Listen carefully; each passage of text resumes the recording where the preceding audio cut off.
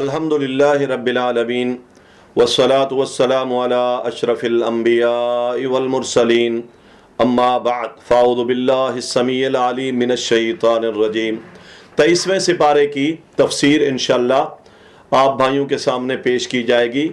سورت یاسین ہے، اس کے بارے میں یہ بات یاد رکھیں، کچھ لوگ اس کو صبح کے وقت تلاوت کرتے ہیں اور کہتے ہیں کہ اس کے پڑھنے سے ضرورتیں پوری ہو جاتی ہیں، اور کچھ لوگ اس کو اپنی مشکل کے حل کے لیے بھی پڑھتے ہیں، کچھ لوگ اس کو ایک خاص چلے میں استعمال کرتے ہیں اور اس سے کہتے ہیں پھر انسان کے مقاصد پورے ہو جاتے ہیں۔ اسی طرح بعض روایتوں میں آتا ہے کہ کسی فوت ہو جانے والے پر بھی پڑھی جائے تو یہ اس سے اس فوت ہونے والے کی روح آسانی سے نکل جاتی ہے۔ اسی طرح بعض روایتوں میں یہ بھی ہے کہ ہر چیز کا ایک دل ہوتا ہے اور قرآن کا دل سورت یاسین ہے۔ محترم بھائیو، یہ بات یاد رکھیں، سورتوں کے فضائل کے حوالے سے بہت ساری روایتیں بہت ساری سورتوں کے بارے میں موجود ہیں، اس میں کوئی شک نہیں ہے، لیکن سورت یاسین کے حوالے سے باقاعدہ طور پر جو الگ سے سورت کے حوالے سے فضیلت کی جتنی روایتیں ہیں وہ کسی بھی اعتبار سے صحیح نہیں ہیں، ضعیف روایتیں ہیں، موضوع روایتیں ہیں، مرسل روایتیں ہیں۔ جتنی بھی روایتیں ہیں اس کی فضیلت کے حوالے سے، یا اس کے پڑھنے سے یہ فائدہ ہوتا ہے، حاجتیں پوری ہو جاتی ہیں، یا یہ قرآن کا دل ہے، اس طرح کی کوئی ایک روایت بھی ٹھیک نہیں ہے، کوئی ایک روایت بھی ٹھیک نہیں ہے۔ لہذا ایک اس اعتبار سے کہ یہ اللہ تعالیٰ کے قرآن کی صورت ہے، یہ اللہ تعالیٰ کا کلام ہے، اس کی اپنی حیثیت اسی طرح اللہ تعالیٰ نے مسلم رکھی ہے، لیکن انفرادی اعتبار سے اس صورت کے حوالے سے کوئی ایسی فضیلت والی روایت صحیح نہیں ہے۔ اللہ تعالیٰ نے اس صورت کے شروع میں قسم کھائی ہے، قرآن حکیم کی قسم۔ یہ بھی اللہ تعالیٰ کا ایک اسلوب ہے کہ اللہ تعالیٰ کے ہاں جو چیز عظمت کے لائق ہوتی ہے اور عزت و شرف والی ہوتی ہے، یا اللہ تعالیٰ اس کی عظمت کو، شان کو، اور اللہ تعالیٰ اس کی رفعت کو بڑھانا چاہتے ہیں، اور تو اللہ تعالیٰ اس کی قسم کھا دیتے ہیں، اور پھر ساتھ ساتھ اس قسم کے بعد جو بات اللہ تعالیٰ بیان کرتے ہیں اس بات کی اہمیت بھی بہت زیادہ ہوتی ہے۔ تو اس میں دونوں باتوں کی اہمیت ہے، ایک تو اللہ تعالیٰ نے قرآن کی قسم کھائی اور کہا یہ قرآن حکیم، حکمت والا ہے، دانائی والا ہے، اس میں بڑی سلجھی ہوئی دانائی والی، حکمت والی باتیں ہیں، اور ساتھ اللہ تعالیٰ نے آگے جو مقصد بیان کیا وہ یہ کہ محمد الرسول اللہ صلی اللہ علیہ وسلم اللہ کے رسول ہیں۔ لوگ جو شک کرتے ہیں کہ یہ جادوگر ہیں، یا کسی سے پڑھ کے آئے ہیں، یا مجنون ہے، یا یہ رسول نہیں ہے، یا جو بھی تردید کرتے ہیں اس پیغمبر کی، اللہ تعالیٰ نے قرآن کی قسم کھا کر اس رسول کے رسول ہونے پر اللہ تعالیٰ نے یہ کلمہ بیان فرمایا کہ اِنَّكَ لَمِنَ الْمُرْسَلِينَ، پھر ساتھ مرسلین کے ساتھ کہہ دیا عَلَى صِرَاطٍ مستقیم۔ پھر اللہ تعالیٰ فرماتے ہیں کہ یہ سیدھے رستے پر بھی ہیں۔ کیوں؟ اس لیے کہ رسول اللہ صلی اللہ علیہ وسلم جس رستے پر چل رہے ہیں وہ رستہ اللہ تعالیٰ کا بتایا ہوا ہے، تو جو شخص اللہ کے بتائے ہوئے رستے پر چلتا ہے وہی تو صراط مستقیم ہے۔ فَاسْتَمْسِكْ بِالَّذِي أُوحِيَ إِلَيْكَ إِنَّكَ عَلَى صِرَاطٍ مستقیم۔ اے محمد صلی اللہ علیہ وسلم، جو چیز آپ کی طرف ہم نے وحی کی ہے اس وحی والی بات کو تھام لو، یقیناً آپ صراط مستقیم پر ہو۔ سامعین محترم، اس میں ہمارے لیے ایک زبردست رہنمائی، آج جھگڑے ہیں مسلمانوں میں، وہ کہتا ہے یہ حق پہ ہے، نہیں ہے میں حق پہ ہوں، وہ باطل ہے میں سچ پہ ہوں، وہ بدعت پہ ہے میں سنت پہ ہوں، وہ شرک پر ہے میں توحید پر ہوں۔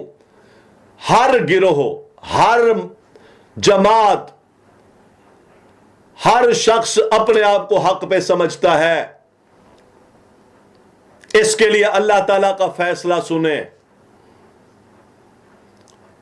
اور پھر اپنی جانچ پڑتال بھی کرنی چاہیے، میں کس پر ہوں، مجموعی اعتبار سے بھی حق پر ہوں یا نہیں، پھر انفرادی اعمال کے اعتبار سے بھی میں حق پر ہوں یا نہیں۔ چھوٹی سی بات ہے، فَاسْتَمْسِكْ بِالَّذِي أُوحِيَ إِلَيْكَ، اللہ کہتے ہیں محمد صلی اللہ علیہ وسلم آپ اس چیز کو تھام لیں جو اللہ نے آپ کی طرف وحی کی ہے،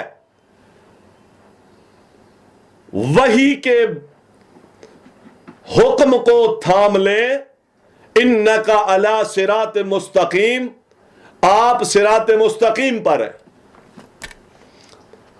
محترم سامعین، قیامت کے دن عذر نہیں چلے گا، مجھے اس نے ورغلایا تھا، میری قوم ایسی کرتی تھی، میرا مولوی ایسے کہتا تھا، ان مولویوں کی چرپ زبانیوں سے باز آ جائیں، ان کی تابع داریوں سے دور نکلیں، اب پڑھا لکھا زمانہ ہے، ہوش کے ناخن لیں، دین کو سمجھیں۔ یہ جو اللہ تعالیٰ کے دین کے حوالے سے دھوکے باز مداری دنیا میں پیدا ہو گئے ہیں، اور وہ قسمہ قسم اس انداز کے مفروضے گھڑ گھڑ کر امت کو غلط راہوں پر ڈالتے ہیں۔ امت کے نوجوانوں، مردوں، عورتوں، بھائیوں، بہت آسان ہے حق کو پہچاننا، چند دنوں کے لیے کوشش کر لو، خود چند دنوں کے لیے محنت کر لو، اللہ تعالیٰ نسخہ بتا رہا ہے۔ کسی شخصیت اور جماعت کی دعوت نہیں دے رہا، کسی مذہب کی آپ کو دعوت نہیں دے رہا، اللہ کی دعوت دے رہا ہوں، اور محمد الرسول اللہ صلی اللہ علیہ وسلم کی ذات اقدس کی تعلیم کی دعوت دے رہا ہوں۔ سارے جھنجھٹوں سے جو دین کے نام پر مولویوں نے میرے گلے میں ڈال رکھے ہیں، کوئی مر گیا ہے تو دین کے نام پر ایک جھنجھٹ ہے، کوئی پیدا ہوا ہے تو جھنجھٹ ہے، محرم میں جھنجھٹ ہے، ربیع الاول میں جھنجھٹ ہے، ربیع الثانی میں جھنجھٹ گلے میں ڈال دیا، شعبان میں، رجب میں عجیب عجیب گلے میرے گلے میں دین کے نام پر جھنجھٹ ڈالے ہوئے۔ آؤ فَاسْتَمْسِكْ بِالَّذِي أُوحِيَ إِلَيْكَ، جو اللہ نے وحی کی ہے اس کو تھام لو، آپ سیدھے رستے پر ہیں۔ جو چیز وحی سے ثابت نہیں ہے، جو چیز اللہ کی طرف سے وحی سے ثابت نہیں ہے، وہ دین نہیں ہے، اس کو چھوڑ دیں۔ جو چیز وحی سے ثابت ہے اس پر ڈٹ جائیں۔ اِنَّكَ عَلَىٰ صِرَاطٍ مستقیم، آپ سیدھے رستے پر ہیں۔ کتنا آسان کام ہے، یہ باتیں کہہ کر جان نہیں چھڑا سکتا۔ کیا کہیں جی، فلاں یہ کہتا ہے، فلاں یہ کہتا ہے، ان مولویوں نے تو لڑوایا ہوا ہے، ہم کہاں جائیں؟ اللہ کی طرف آئیں، وحی کی طرف آئیں۔ جو عقیدہ بنایا ہے اس کو بھی وحی سے دیکھ لو کہ وحی ہے اس کے بارے میں۔ جو نماز پڑھ رہے ہو اس کو بھی وحی سے چیک کر لو۔ جو روزہ رکھ رہے ہو اور وَبِصَوْمِ غَدٍ نَوَيْتُ، اس کو بھی وحی سے ذرا چیک کر لو۔ جو نماز میں حرکتیں ہم کر رہے ہیں اس کو بھی ذرا وحی سے چیک کر لوں۔ جو قبروں آستانوں پہ جا کر میں جھنجھٹ اور سسٹم اور دنیا کے نظام چلائے ہوئے ہوں، اس کو بھی وحی سے چیک کر لوں۔ اپنی زندگی کے ایک ایک عمل کو وحی سے چیک کرو۔ جو وحی میں ہے، جو قرآن میں ہے، جو نبی کی صلی اللہ علیہ وسلم کی صحیح حدیث میں ہے، اور اس عمل کا وجود محمد الرسول اللہ کے زمانے میں ہے، وہ دین ہے۔ اور اگر ان تینوں چیزوں سے وہ عمل خالی ہے، وہ دین نہیں ہے، پھر میں وہ کروں گا تو میں صراط مستقیم پر نہیں ہوں۔ یہ اللہ تعالیٰ نے اس صورت میں انبیاء کی رسالتوں کو بیان کیا. اسی بات پر اللہ تعالیٰ نے ایک ایک بستی میں ایک ایک نبی، دو دو نبی، تین تین نبی. اللہ فرماتے ہیں ہٹ دھرم تھے لوگ، رک جاتے تھے.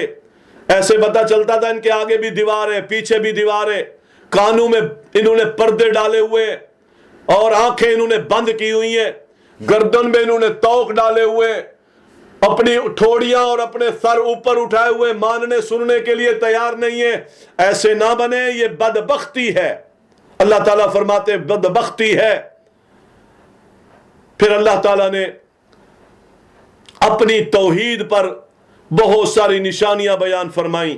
فرمایا ایک وقت آئے گا تم مر جاؤ گے، پھر ہم تمہیں زندہ نکال دیں گے. اور اس نکالنے پہ اللہ تعالیٰ فرماتے ہیں ہماری پوری قوت اور طاقت ہے، قدرت ہے. اور دیکھو زمین سے ہم چشمے نکال دیتے ہیں، اس میں سے پھل نکالتے ہیں. اسی طرح ہم نے جانور بنائے ہیں. یہ جانور تم نے نہیں بنائے، ہم نے بنائے ہیں. جن جانوروں کو تم سواریوں کے لیے استعمال کرتے ہو، ہم رات میں سے دن نکال دیتے ہیں، دن میں سے رات نکال دیتے ہیں، اور اچانک وہ رات تم پر چھا جاتی ہے. سورج کو نہیں دیکھا، اپنی مسلسل ایک بنائی ہوئی بتائی ہوئی چال پر چل رہا ہے. چاند کو نہیں دیکھا، نکلتا ہے کھجور کی باریک ٹیڑھی ڈنڈی کی طرح، پھر بڑا ہوتا رہتا ہے، پھر پورا ہو جاتا ہے، پھر گھٹنے لگ جاتا ہے، پھر غائب ہو جاتا ہے، پھر نیا چاند آ جاتا ہے. اللہ فرماتے ہیں بتلاؤ یہ سارے کام کون کر رہا ہے؟ کوئی ہے اللہ کے ساتھ شریک؟ کوئی اللہ کو مشورے دے رہا ہے؟ کوئی اللہ کی مدد کر رہا ہے؟ یہ سارے نظام تو اللہ تعالیٰ خود چلا رہا ہے، اور میرے چھوٹے چھوٹے مسائل اللہ حل نہیں کرتا. بدبختی نہیں ہے؟ میری روزی کا مسئلہ ہے، روٹی کا مسئلہ ہے، میرا بچہ بیمار ہے، میری بیوی بیمار ہے، یہ مسئلے اللہ حل نہیں کرتا. یہ مسئلے اللہ سفارشوں سے حل کرتا ہے. یہ اتنے بڑے بڑے نظام روزانہ اللہ تعالیٰ چلاتا ہے. اللہ کہتا ہے میں یہ سارے نظام چلا رہا ہوں. سورج اور چاند اکٹھے نہیں ہوتے، دن اور رات ایک دوسرے کو آ کر گھیرتے نہیں ہیں، وقت سے پہلے نہیں آتے. اور کشتیوں پہ جن پہ تم سوار ہوتے ہو، اگر ہم چاہیں تو کشتیوں کو چلانے والی ہوائیں روک دیں اور یہ کشتیاں سمندر کی تہہ پہ رک جائیں، پھر ہم ان کشتیوں کو سمندر میں غرق کر دیں. کشتیوں میں کون بیٹھا ہوتا ہے؟ سارے مسلمان بیٹھے ہوتے ہیں. جہازوں میں کون بیٹھا ہوتا ہے؟ سارے اللہ کے فرما بردار بیٹھے ہوتے ہیں. فضاؤں میں سینکڑوں جہاز ہر وقت اڑ رہے ہوتے ہیں اور ایک منزل سے دوسری منزل تک جا رہے ہوتے ہیں. ان منزلوں تک پہنچانے والا کون ہے؟ اللہ کہتے ہیں اگر میں تمہارے گناہوں کی وجہ سے پکڑنے پہ آ جاؤں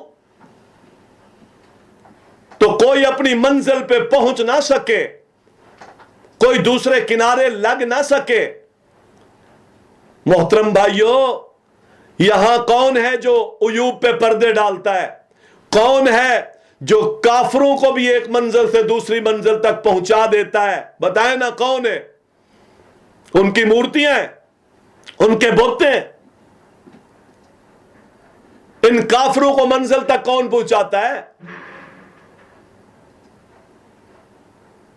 انہوں نے اپنے مرشد پالے ہوئے تو کیا ہے؟ وہ تو بت ہیں، وہ تو پتھر کی مورتیاں ہیں.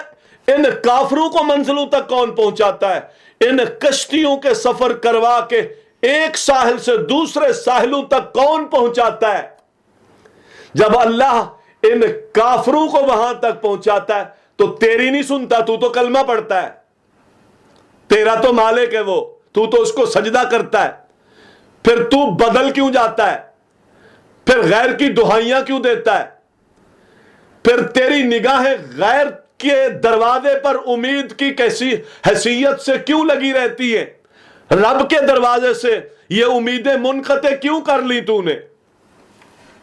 یہ ساری باتیں اللہ تعالیٰ نے سورت یاسین میں سمجھائی اور فرمایا لوگو جو تم عمل کر رہے ہو ہاتھ سے آنکھ سے، کان سے، زبان سے، کردار سے ہم اس سارے اعمال کی مکمل ایک مووی بنا رہے ہیں۔ ہماری ایجنسیاں تمہارے اوپر کام کر رہی ہیں، زمین ایجنسی ہے، وَأَخْرَجَتِ الْأَرْضُ أَثْقَالَهَا، جو زمین پر کام کرتا ہوں یہ زمین بتائے گی۔ یہ ہاتھ خاموش ہیں لیکن ہاتھ قیامت کے دن بولیں گے۔ وَتُكَلِّمُنَا أَيْدِيهِمْ وَتَشْهَدُ أَرْجُلُهُمْ، یہ ہاتھ آج خاموش ہیں لیکن میرے گناہوں کی گواہی دیں گے۔ یہ پاؤں خاموش ہیں، قیامت کے دن گناہوں کی گواہی دیں گے۔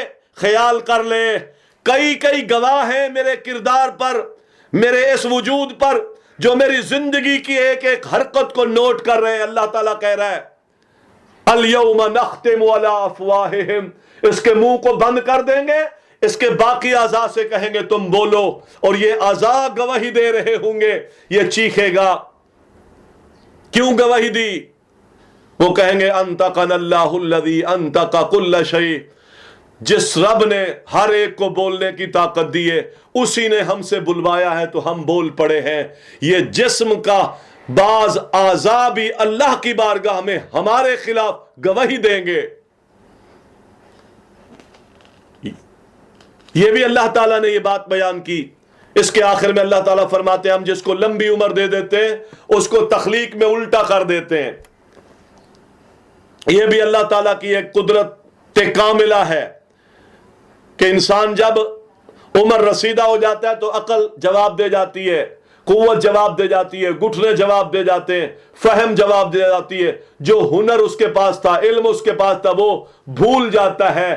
پھر جیسے بالکل پیدا ہوا تھا تو ناسمجھ تھا، کمزور تھا، چلنے کے قابل نہیں تھا، سمجھنے کے قابل نہیں تھا، پہچاننے کے قابل نہیں تھا۔ تو اللہ تعالیٰ جب اس کو لمبی عمر دیتا ہے تو پھر یہ ساری صلاحیتیں چھین لیتا ہے۔ رب کہتا ہے کہ دیکھو تمہارے اس وجود پر، اس وجود میں پائی جانے والی ان ساری قوتوں پر تمہارے رب کا کنٹرول ہے۔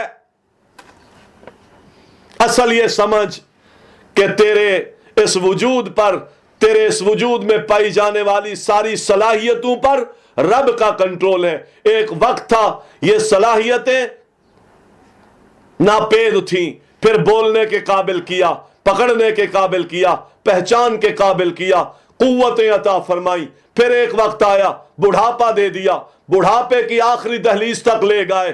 ننکسہ فی الخلق، پھر ساری قوتیں پھر اسی کیفیت میں چلی گئیں جس کیفیت میں یہ بچہ تھا، پہچان نہیں سکتا تھا۔